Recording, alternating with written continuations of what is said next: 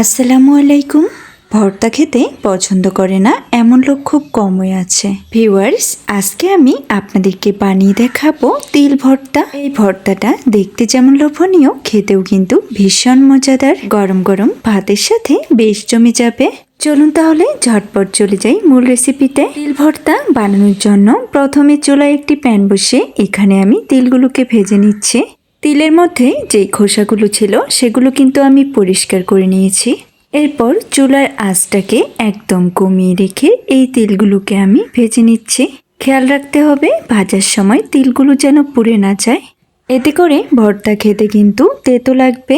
একইভাবে কিছুক্ষণ নেড়েচেড়ে ভেজে নেওয়ার পর এই পর্যায়ে তিলগুলো আমার ভাজা হয়ে গিয়েছে। দেখুন, তিলগুলোকে আমি প্যান থেকে নামিয়ে নিয়েছি আর তিলের মধ্যে হালকা লালচে একটু কালার এসেছে। তো এখন আমি ভর্তা বানানোর জন্য পেঁয়াজ, রসুন এবং কাঁচামরিচ ভেজে নিব। তাই জন্যে এই প্যানের মধ্যে একটু তেল দিয়ে নিয়েছি। চাইলে কিন্তু আপনারা এগুলোকে শুকনো খোলায় ভেজে নিতে পারেন। তো প্রথমে এখানে আমি একটি রসুনের সম্পূর্ণ কোয়াগুলো দিয়েছি আর ৬-৭টির মতো দিয়েছি কাঁচামরিচ। ভাজার সময় কাঁচামরিচগুলো যেন না ফুটে যায় সেই জন্যই একটু করে মরিচগুলোকে ফেলে দিয়েছি। আর আপনারা যে যত বেশি ঝাল খেতে পছন্দ করেন তত বেশি মরিচটা ব্যবহার করবেন। এখানে আমি আমার প্রয়োজন মতো মরিচ ব্যবহার করেছি। এরপর এখানে দিয়ে দিচ্ছি পেঁয়াজ কুচি। এখানে আমি 2টি মিডিয়াম সাইজের পেঁয়াজ কুচি করে নিয়েছি। এবার সমস্ত কিছুই নেড়েচেড়ে খুব সুন্দরভাবে ভেজে নিচ্ছি। এখানে পেঁয়াজ, রসুন এবং মরিচগুলোকে আমি কিন্তু খুব বেশি লালচে করে ভাজবো না। কিছুক্ষণ নেড়েচেড়ে এগুলোর মধ্যে যখন হালকা ব্রাউন কালার চলে আসবে ঠিক এই পর্যায়ে প্যান থেকে নামিয়ে নিব। তো সমস্ত কিছু ভেজে নেওয়ার পর এখন আমি যেই কাজটি আগে করব, যেই তিলগুলোকে আগেই ভেজে রেখেছিলাম সেগুলো কিন্তু ঠান্ডা হয়ে গিয়েছে। এখন এগুলোকে একটি ব্লেন্ডার জারে নিয়ে নিচ্ছি। এরপর আমি এই তিলগুলোকে ব্লেন্ড করে নিব। চাইলে কিন্তু এই তিল ভর্তাটা আপনারা পাটায় বেটে বানিয়ে নিতে পারেন। আমি কিন্তু ব্লেন্ডারে বানিয়ে আপনাদেরকে দেখাচ্ছি।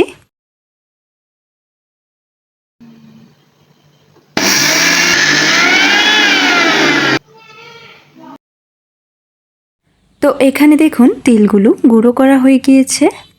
এখন এখানে দিয়ে দিব আগে থেকে যে পেঁয়াজ, রসুন, মরিচ ভেজে রেখে দিয়েছিলাম সেগুলো। তারপর এখানে দিয়ে দিব 1/2 চামচ পরিমাণ লবণ।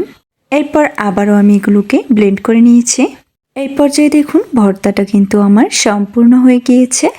তিলের এই ভর্তাটা বানানো যেমনি সহজ, খেতেও হয় তার থেকে অনেক বেশি মজাদার। গরম গরম ধোয়া ওঠা ভাতের সাথে এইরকম যদি তিল ভর্তা থাকে তাহলে খাবারে আর কি লাগে বলুন তো। আর বাঙালিরা তো সবসময় ভর্তা প্রেমী হয়। চাইলে কিন্তু আমার এই রেসিপি ফলো করে আপনারাও বাসায় এইভাবে তিল ভর্তা বানিয়ে নিতে পারেন। আশা করছি আমার আজকের এই তিল ভর্তা রেসিপি সবার কাছে অনেক ভালো লেগেছে। আর যদি ভালো লাগে তাহলে লাইক, কমেন্ট, শেয়ার করতে ভুলবেন না।